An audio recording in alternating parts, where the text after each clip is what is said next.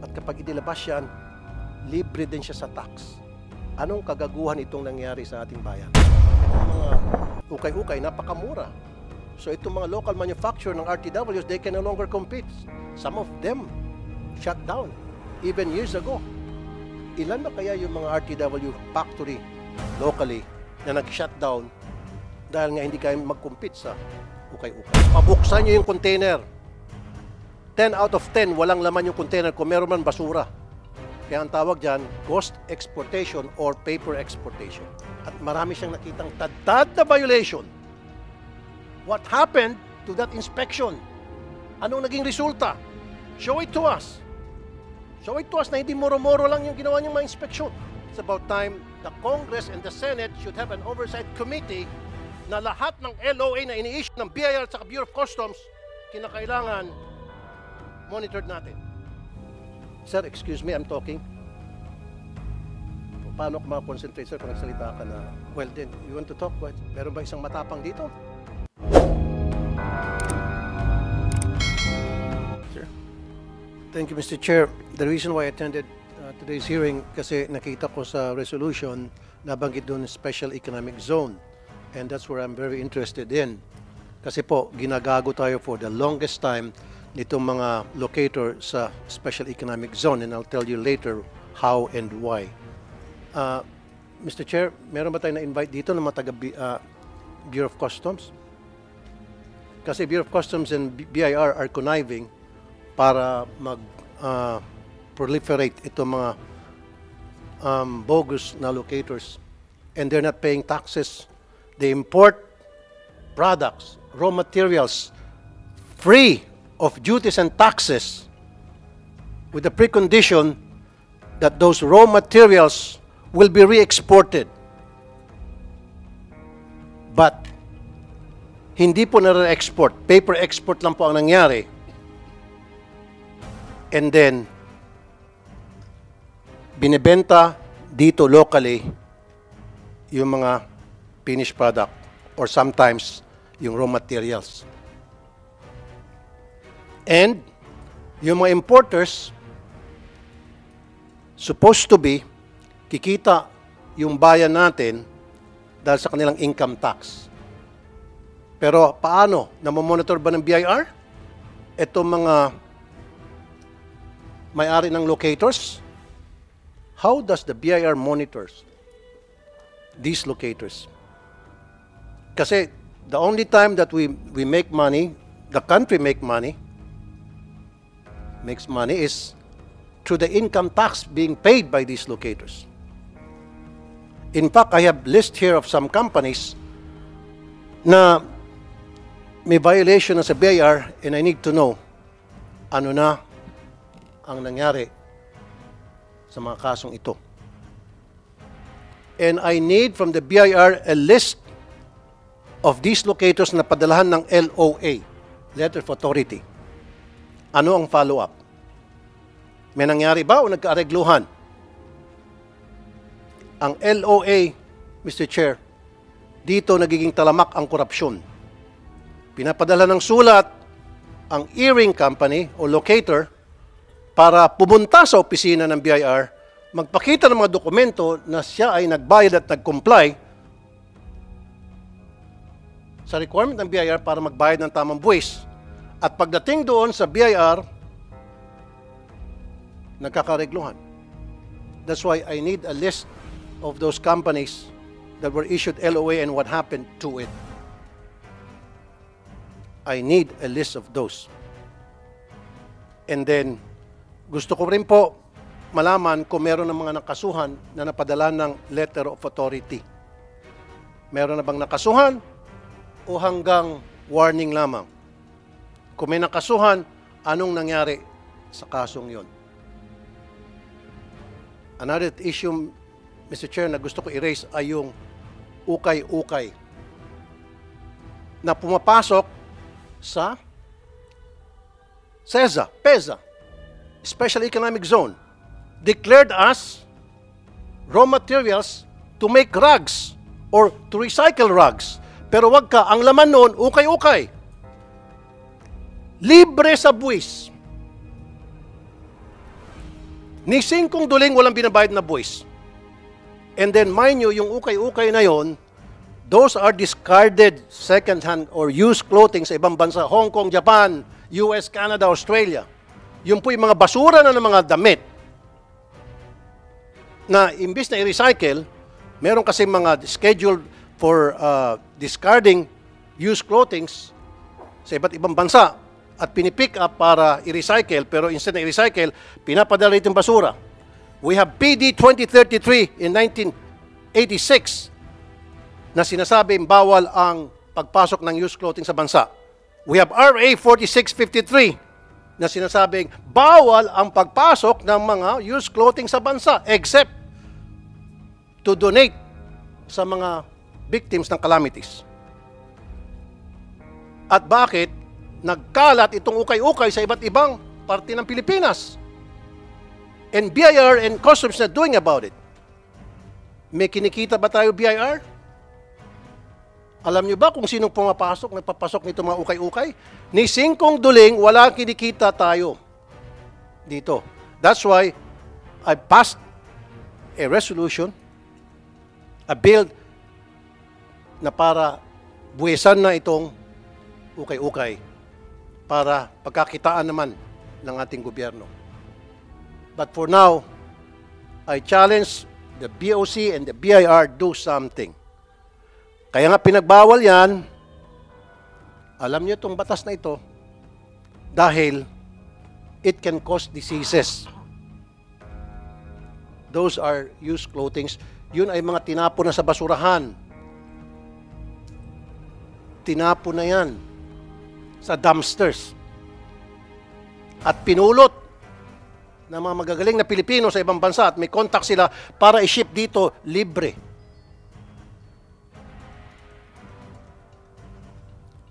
Ito po, Mr. Chair. I need to ask the BIR directly right now. Victoria Wave Special Economic Zone dyan sa may Caloocan. And in October 2021,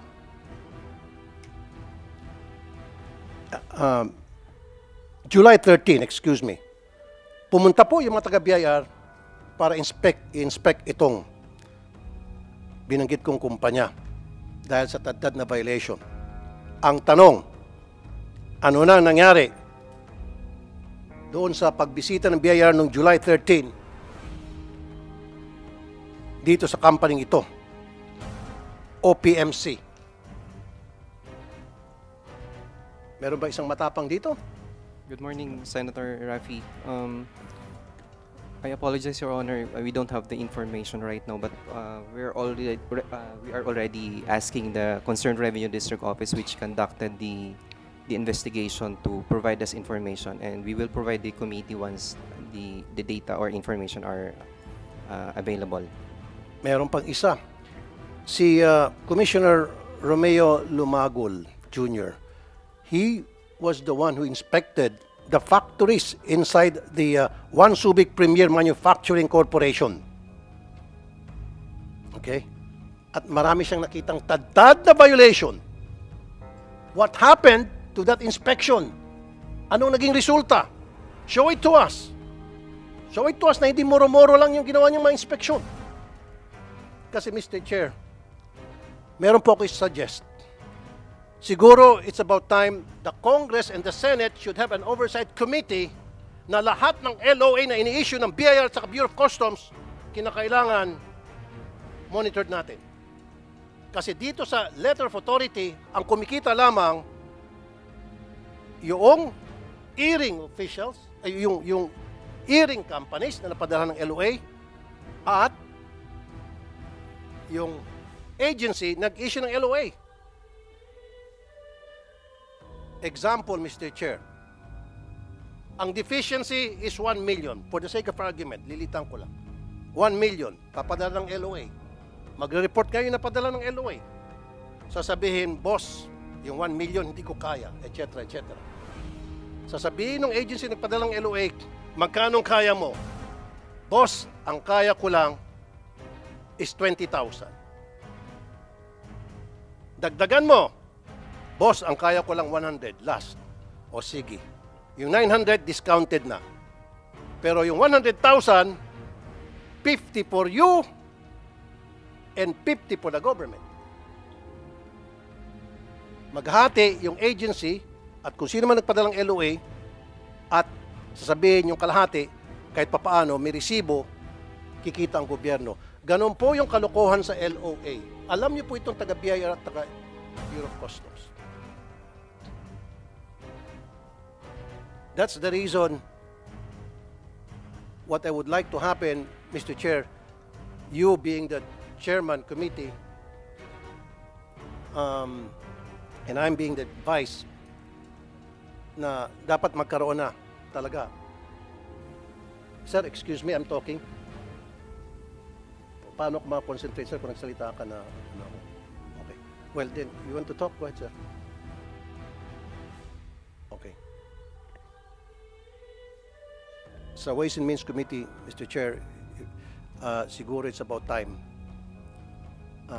mag-create tayo ng tinatawag na oversight to make sure lahat po ng LOA ay legit, hindi po ginagamit para lamang mangikil, para magamit lamang sa korupsyon.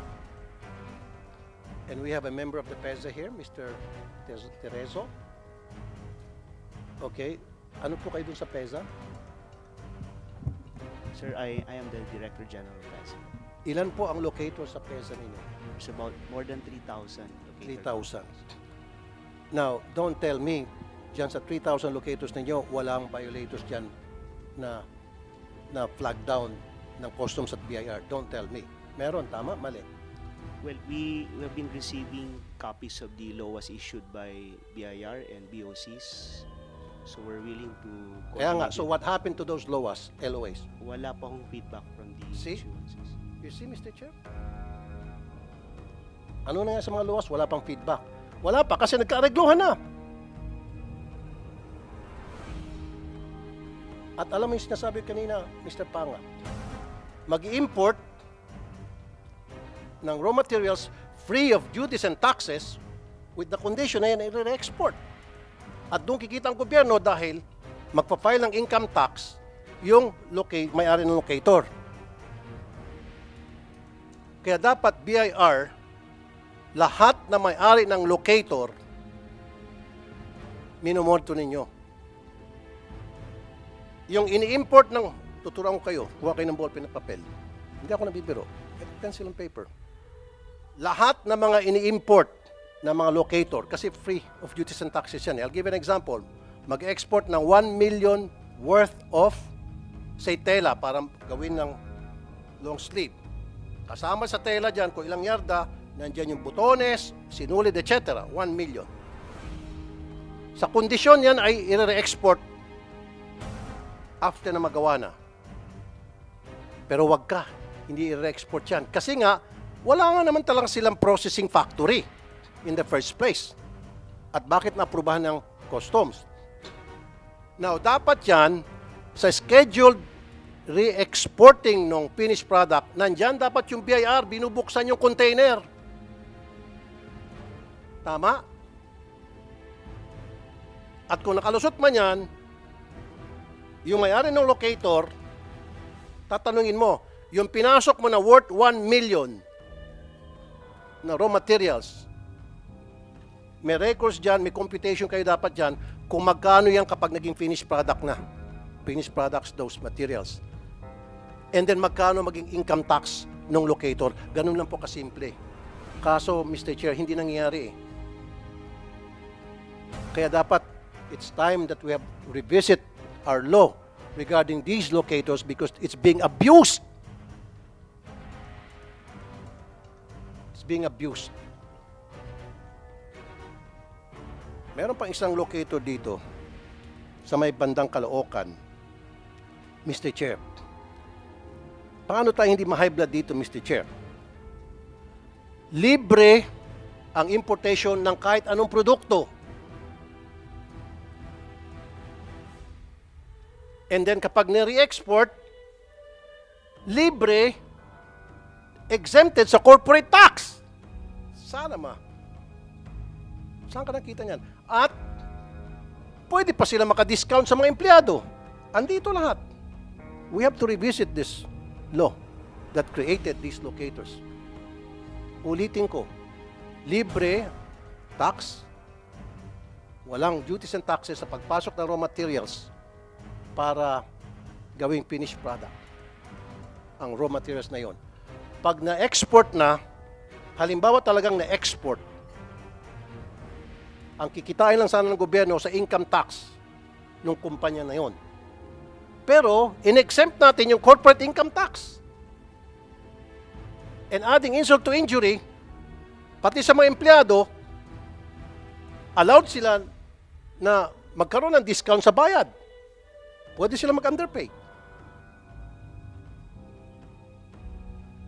Totoo yan. And I have proof. We have to revisit that law. Andito si Attorney Agnes de Venadera. Ma'am, kumusta po dyan sa SBMA? SBMA kayo, tama? Ay, sorry, Clark. Sa Clark tama? po. Sa Clark po.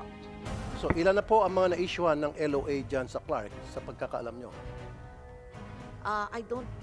Mr. Senator, wala po akong hawak na listahan. Pero alam ko pong merong nai-issuehan. Kaya lang po, hindi po, I have to be very candid na wala po ako ng listahan. Kaya nga, pero di ba dapat, ma'am, pag merong mga na-issuean ng mga violators dyan, you should be concerned and you should be updated. Para malaman mo kung sino dyan mga hausyaw or mga illegal. And then that's where you have to act. Kung nakita nyo na ito paulit-ulit na issue ng LOA, and then something must be wrong with this locator, and then I have to cancel this locator permit. Am I right or am I right? Mr. Senator, doon po sa Clark Development Corporation, meron po kaming division, yung TFD na sinasabi namin. And they are in charge of monitoring all the importations of raw materials. Yung po sinasabi nyo, tama po kayo doon. At meron din pong proseso na ginagawa yung aming TFD division para po makita kung ang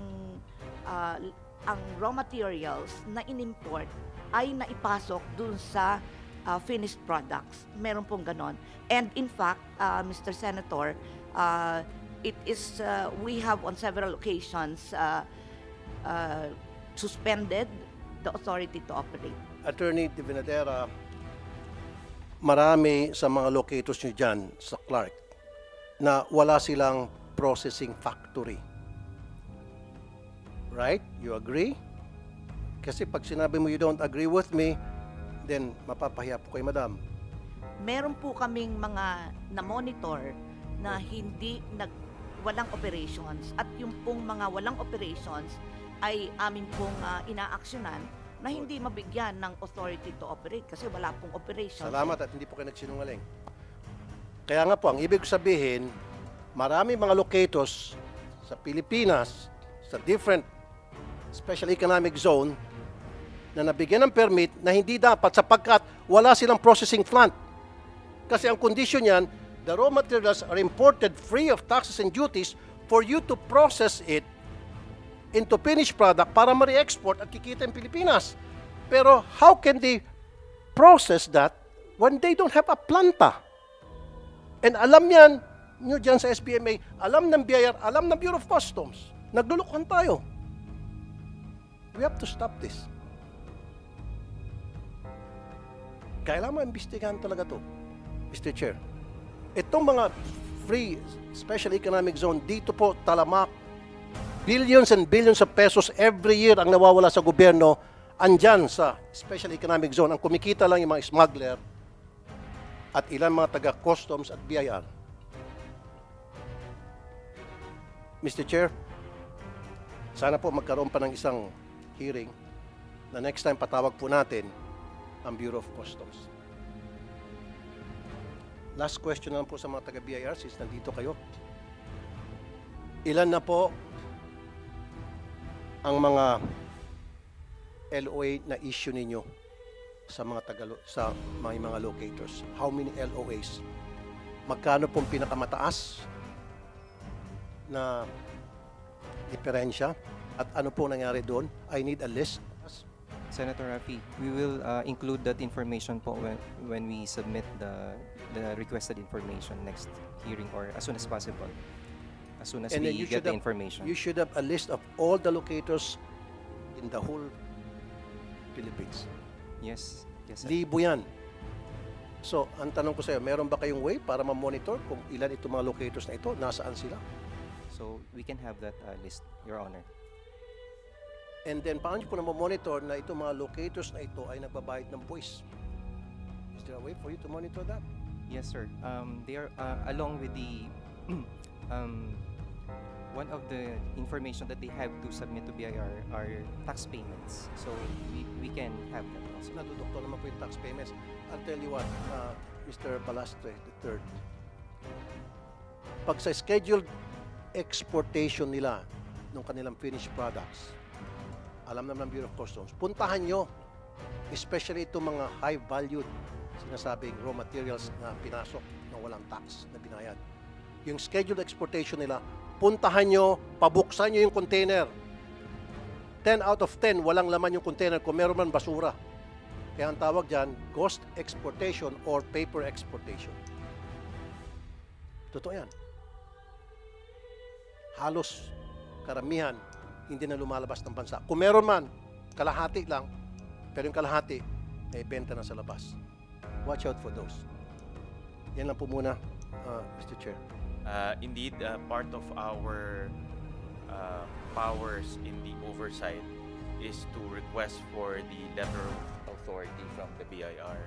And in fact, in the past, I was advised that the LOAs are being submitted to the committee as part of its oversight functions.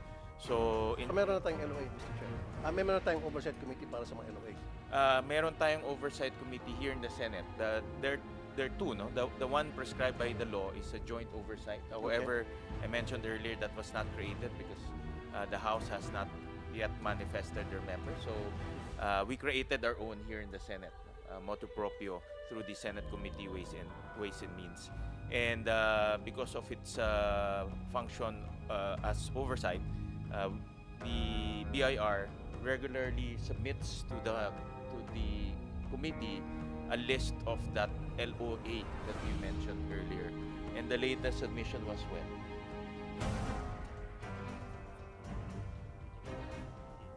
Okay.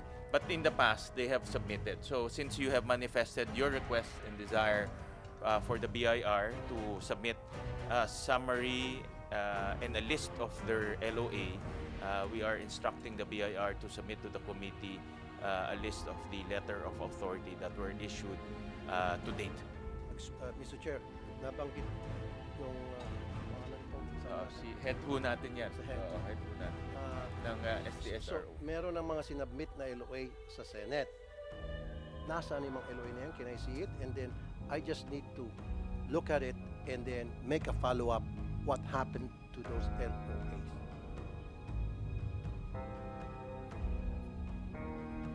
Kasi 9 out of 10 yung mga LOA na yon na-reglo na. I was advised, Senator Tulfo, that the submission is in line with the compliance to the oversight. But since the oversight has not yet been convened, so there's no submission. But in the Oh, past, okay. the past Senate, yung mga dating Senate, it's been traditionally being submitted. No? So ngayon, since you've requested for that submission, we're now directing the BIR to submit all the LOA. Anong gusto nyo? Last 5 years? Yes. Last 3 years? In the last 3 years, In the- and then dapat meron tayong assigned na group of people na para gumawa po ng thorough follow-up. Ano nangyari sa mga LOA na yon? Magkano kinita ng gobyerno kung meron man out of those LOAs? At kung wala, then dapat may makasuhan. That's also what I asked the head of our STSRO, that the LOA, submission of the LOAs is one thing, the analysis is the most important. No? So we're also directing the STSRO to analyze the submission and to give us their analysis as well as recommendation, and also furnish a copy of that analysis to the members of this committee. Mr. Chair, madali lang naman yun eh. Alam mo, pinadalang LOA si ABC Company dahil meron siyang deficiency worth, say, para mas mapabilis tayo, 1 million. Then, sasabihin natin si BIR, Ano nangyari sa LOA ni ABC nung pinadala such and such date? Ano ang naging result? Magkano binayad niya para sa gobyerno? And I'm telling you, Mr. Chair, sa 1 million halimbawa, ang pumunta sa gobyerno barya. Pero ang pumunta doon sa agency, people in that agency nagpadala ng LOA, yun yung dambuhalang pera ang pumasok sa kanilang bulsa. Na short change yung ating gobyerno. Kaya nga sinasabi ko yung LOA na yan, Mr. Chair, it's about time i-monitor natin sa Senate. Dahil dyan nagkakapera ang maraming loko-loko at the expense of our government. Kawawa naman ating gobyerno. Lalo dito sa may ukay-ukay, Mr. Chair, not a single penny being paid. Not a single penny. Kumikita lang dito yung operator. And alam ng BIR, alam ng customs, nandiyan, nagkalat. Gala-gala kayo kahit sa lugar. Oo nga, kasi abot ka ng mga mahirap. Pero isipin din natin na namamatay din yung ating garment industry because they cannot compete. Itong mga ukay-ukay, napakamura. So itong mga local manufacturer ng RTWs, they can no longer compete. Some of them shut down even years ago. Ilan na kaya yung mga RTW factory locally na nag-shut down dahil nga hindi kaya mag-compete sa ukay-ukay. Alam natin na meron dyan na illegal at hindi nagbabayad ng tax, and yet we allow them to proliferate. And we're not doing anything. There's a law. PD 2033, 1986, RA 4653, 1966. Merong pagkakakulong nga ito, 2.5 years eh. 2.5 years to 2 years, fine of 20,000 pesos. This was back in 1966 pa. Dapat ngayon milyon at makulong pa ng ilang taon. Yun lang, Mr. Chair, we have to watch out those LOAs. And then, last na lamang, itong sa Caloocan, i-revisit natin yung pagbigyan ng lisensya sa kanya, Mr. Chair. Free na siya sa pag-import ng raw materials. And then pagdating sa pag-export niya, binibigyan siya ng tax break sa corporate income tax niya. So, lilitaw, zero. Ano pang kinita ng gobyerno natin dito? Adding insult to injury, binibigyan din siya ng break as far as pagsisweldo sa mga manggagawa. Libre pumasok yung kanyang mga kargamento. At kapag inilabas yan, libre din siya sa tax. Anong kagaguhan itong nangyari sa ating bayan? Thank you, Mr. Chair. Thank you, Senator. So I do agree that we all know this, and any honest taxpayer will probably know this, that the LOA is being weaponized by some unscrupulous individuals, and let's call a spade a spade. No? And that's why I support the suggestion of Senator Raffy Tulfo to come up with an analysis on these LOAs being submitted in line with the oversight powers of the Senate, and that's why we're requesting and directing the BIR to submit to us all the LOAs in the last 5 years. I also heard the good senator mentioned also ghost exportation and ghost and paper exportation. This should not happen because anything that goes out of the PEZA should pay customs duties as well as VAT. But obviously something is happening. No? Mr. Chair, correction. Free po yung importation. Pero pag in-export na yan, wala pa rin silang babayad. However, dun sa income tax nung exporter. Kaso nga, wala namang lumalabas. And then hindi na monitor ng BIR kung magkano yung na-export kung meron talaga. So kung sasabihin ng exporter ng locator, ang na-export ko lang piso, doon siya magbabayad sa halagang piso. Pero wag ka, ang in-export niya 100 million. Nilolokong BIR. Yung BIR, kunyari, nagtatanga-tangahan sa magkano kadahilanan. Yun. And then another thing pa, BIR, you guys are listening, customs banded warehouse. Kaya nga dapat may mga taga-customs dito, Mr. Chair. Isa pa yan na inaabuso. Same concept.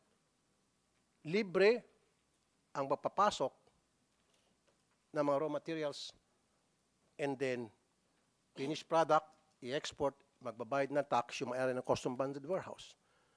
Ang tanong ko po sa inyo sa BIR, ilan ba ang nasa listahan nyo ng mga customs bonded warehouse? You should have that.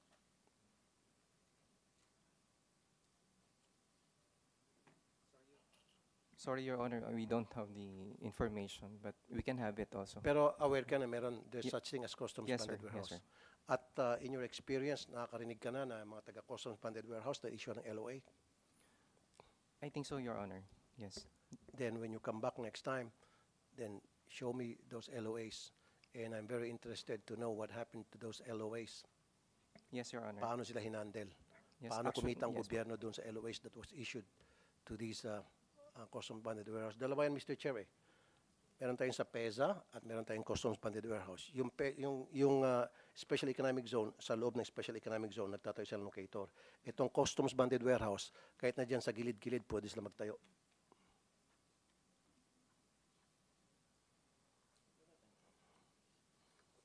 Andito pala, Mr. Chair, si Mr. Ralph De Parin. Good morning, Is Mr. De Parin here? Good morning, Senator Tulfo and Senator Gatchalian. Ikaw pala, oh. Diyan ka lang, tahimik ka lang pala kanina. Hindi ka ba tumaas ng kamay? I would. Pwede ba natin siya ipa-under oath, Mr. Chair? If the senator requests, will request the committee to conduct an oath to the representative of BOC, may I direct the secretariat to conduct his oath to the representative of the BOC. Tayo po tayo. Please raise your right hand. Do you swear to tell the truth, the whole truth, and nothing but the truth in this public hearing? Sir Ralph, ilan po, more or less, ang nasa listahan ng Bureau of Customs na mga customs bonded warehouse? Mr. Chair, Mr. Senator, actually, I am not. I don't have the information right now, but I can ask the proper office po. Okay. Para I apologize maliwalagan po. tayong lahat, kasi kanina pa ako nagbabagit na customs bonded warehouse, yung special economic zone, import, and then export, etc. Mas maganda manggagaling sa'yo. Paano natitreat? How do you treat yung customs bonded warehouse? Yung proseso, pagpasok ng raw materials, titingin ka pa sa libro. Ako, alam ko na, hindi na ako titingin sa libro mo. Mr. Senator, I'm actually I have to be frank po. Bagong hire lang din po ako so I'm still learning pa po actually. Pag dumating po yung container nitong sa customs bonded warehouse, nilalodge po yan sa E2M. E2M. Matapos may lodge sa E2M na sinasabi ko anong raw materials at saan pupunta. Dapat yan, guarded yan, sasamahan ng customs police papunta doon sa bodega. Pero kadalasan, hindi na sinasamahan. Bahala ka na dyan. Napag-usapan na. At dapat pagdating doon sa bodega, ipiprepare na yan for processing. Kaso doon sa bodega, wala namang processing plant, wala namang equipment to process that raw materials. Tama?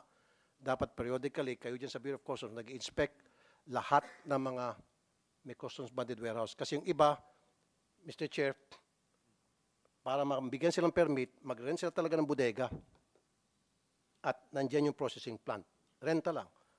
After na may inspection, na aprubahan, after 2 months, ililet go na yung parang show factory lang. Dapat, yun. Mano-mano, dapat computerized na. The moment nag-file ng entry, up to nagdating sa bodega na dapat may CCTV, and then up to after na yun po ay na-process, hanggang sa yun po ay i-re-export, tinatawagan niyo po yung BIR to let the BIR know na yung mga produktong pinasok ng libre sa tax, eto na, pwede nyo nang kalkulahin yung buwis. Nag-guess nyo po?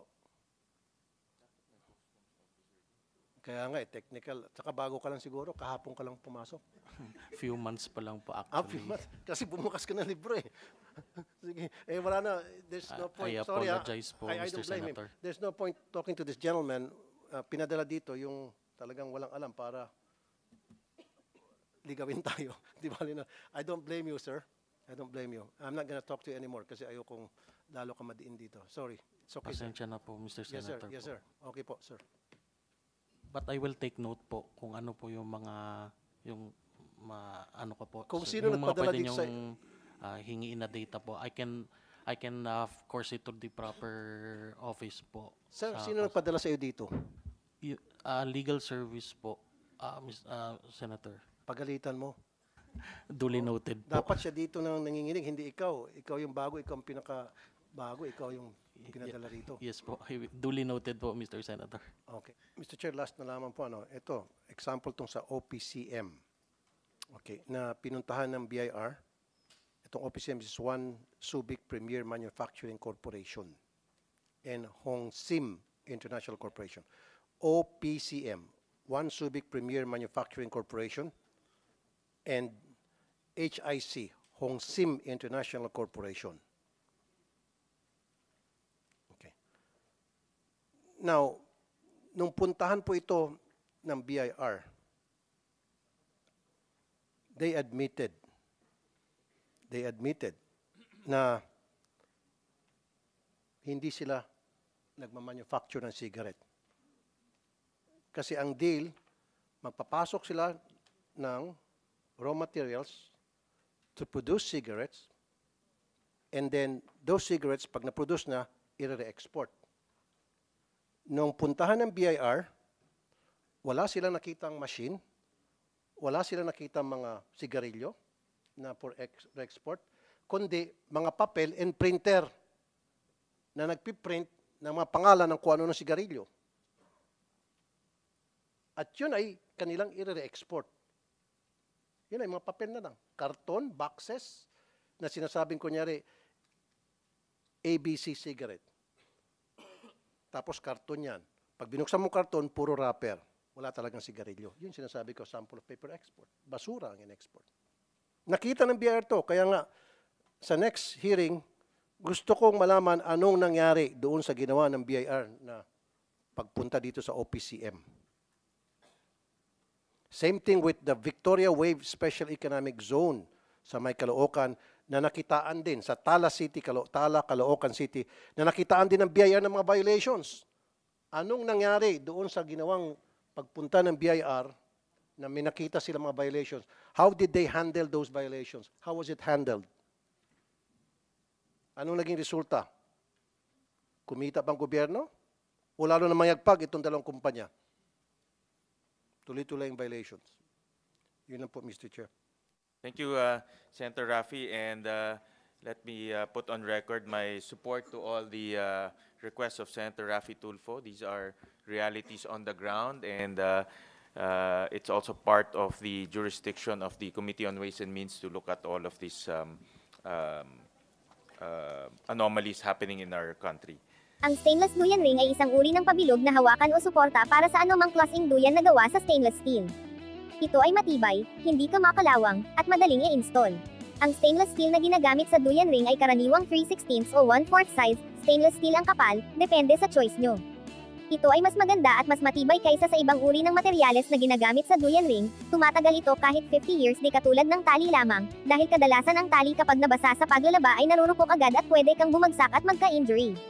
Mahirap din ikabit ang tali ng duyan, madalas ay gagamitan mo pa ng isang matulis na bagay para matulak ang tali upang tumagos sa magkabilaan. Nalalapit na din ang Pasko, pwede mo din itong gawing pangregalo sa mga mahal sa buhay, at tiyak matutuwa sila at sa tuwing nakarelax sila sa kanilang duyan ay maalala ka nila. Meron din tayong 1-year warranty kapag nasira para nakakasiguradong matibay ang aming produkto. Mga kaibigan, ano pang hinihintay nyo? Mag-order na, we have cash on delivery and more discounts for bulk orders, thank you.